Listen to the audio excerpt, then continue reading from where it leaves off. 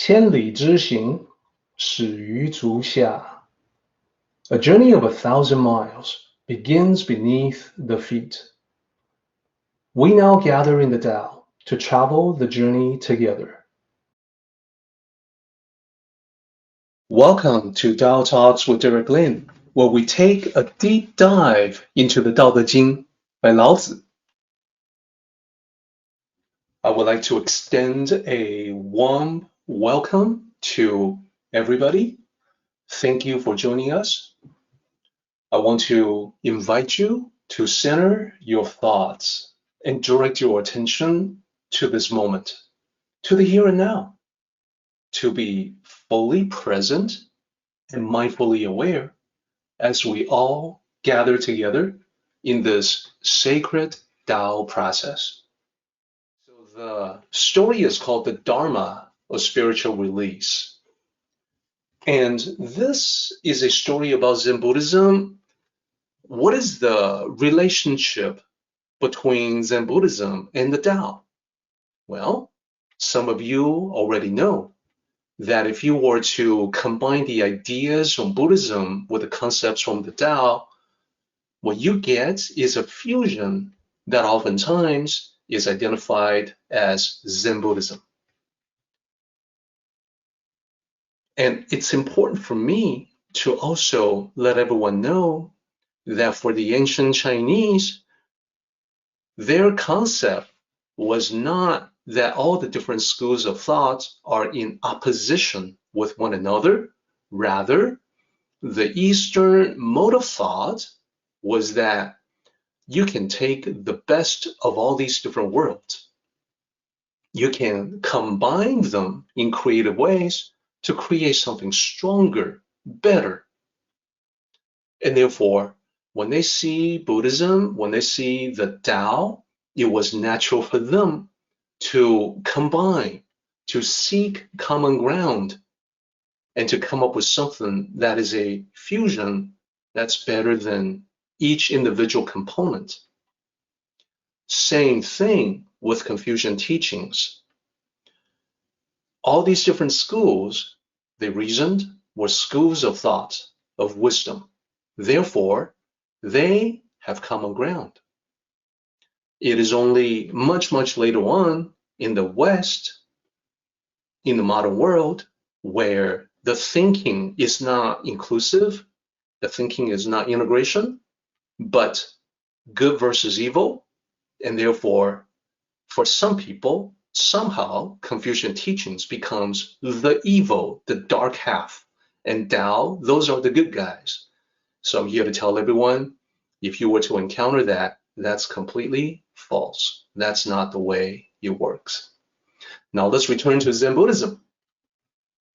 In the tradition of Zen Buddhism, there's been a number of distinguished spiritual leaders known as patriarchs. The term patriarch is a misnomer because there's no particular requirement for the leader to have one gender or the other. Patriarch is a male term, but that's a limitation that we have with language and translation. So I want to point to the slide, and if you look at the name of this figure to the left, you might say Senkan. No, Sencai. The pronunciation can be a little tricky due to problems with the pinyin system, but it's not can. It's pronounced Cai. So the third patriarch of the Zen Buddhist tradition was a well-known master. However, this story is not about him. It's about someone who came after. It's about this young man who went by Daodejing. So a different person. And let me also emphasize that these are historical figures. These are the people that actually walked the earth, a lot of documentation for their historical existence. Daoxing was born in 580 AD, passed away at the age of 71. Daoxing, the person to the right, started with Buddhist teachings very young. He started at the age of 7. He studied it for 7 years, and when he was age 14, and we're talking about roughly a little bit more than 1400 years ago, when he was at the age of 14, he met the third patriarch of Zen Buddhism. Now, of course, the patriarch was a big deal. So immediately, Daoxing went to the master. He said, "Master, please teach me." He begged the master to teach him. He said, "Out of great compassion, please teach me the Dharma of spiritual release.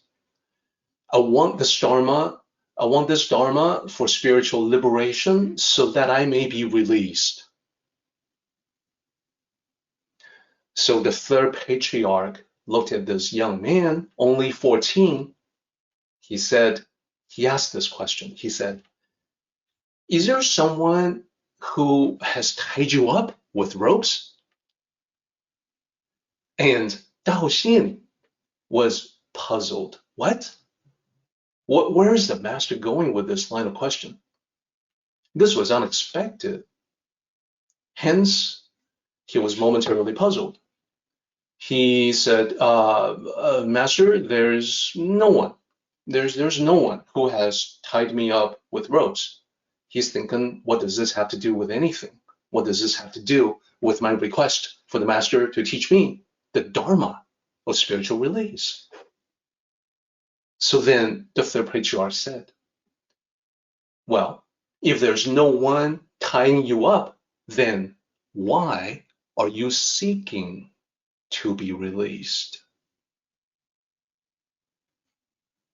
These simple words shocked Daoxing to the core. Daoxing was highly intelligent, so he instantly understood the deeper meaning behind the words of the third patriarch. Now, at the surface level, these words seem to be about a physical situation, about being tied up with ropes. But Daoxing understood immediately that the master meant to convey the spiritual reality that applied to everyone, including himself. He became enlightened, and later he became the fourth patriarch. We're going to dig into his realization. What did he realize that day that eventually took him on the path of becoming the next spiritual leader, relaying the torch from the third patriarch? Let's talk about that realization. So first of all, the key to the realization was about self-nature. Self-nature is the term in Zen Buddhism that points to the true self, the soul, if you prefer. It is the nature that you've always had and will always have. It is the immutable, unchangeable self-nature that is the you, that ineffable you. No matter what you change about yourself, your self-nature will remain pure and original. So this is really about that. Daoxing knew that self-nature was originally never constrained by anything. See, to say that you are limiting the self-nature, that would be similar to say, well, I'm tying up your soul with ropes, with physical ropes. That's not really possible. So, bottom line, you are never truly restricted by anything. What do we think that? What do we think that we are? What do we seek? As Daoxin did, the Dharma of spiritual release. Well, it is because of the illusions of the material world. They can be misleading. We're confused by these illusions, so we imagine ourselves to be constrained, limited, tied up by external factors. External factors can be someone or something. Someone can be, oh, I'm limited by my coworker, or I'm limited by my manager, my boss. Well, in reality, we're limited only by ourselves. Something can be circumstances or a situation. Well, that is an illusion too. We're really just limited by self-imposed restrictions. Therefore, the bottom line, it is not anyone or anything that has imposed restrictions. When you go to a deeper level with yourself, you quickly realize that at some point, at some deep level, we ourselves have accepted these self-imposed restrictions. That's what makes us impoverished in terms of our life. When we limit ourselves, we don't even try. Therefore, our lives become more impoverished, exactly as Lao Tzu is trying to say. Now, Lao Tzu is also trying to say that because we were the ones who made that acceptance, we also have the power to revoke that acceptance. When you revoke a blind acceptance to limit or restrict yourself, you have the Dharma of spiritual release. All it takes is the realization, hey, there's nobody that's tying me down with ropes. Why did I decide to tie myself up in these artificial restrictions? It doesn't make any sense.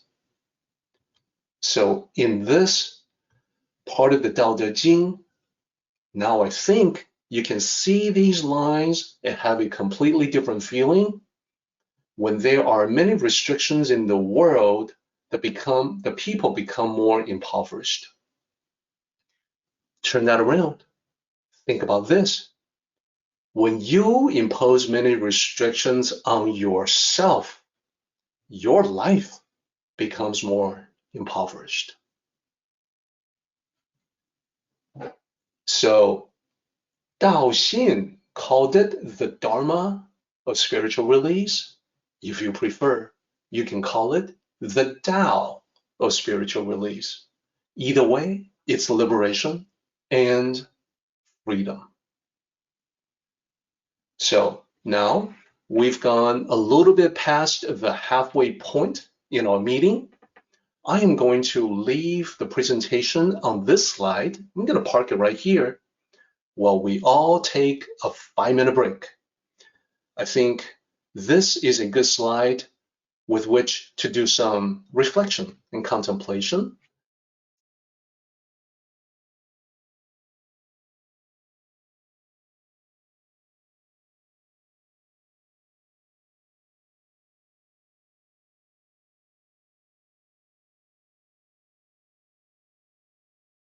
Our meeting has come to an end, but the journey continues on.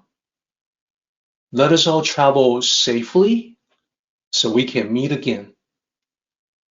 Until next time, may the Tao fill you with peace and happiness.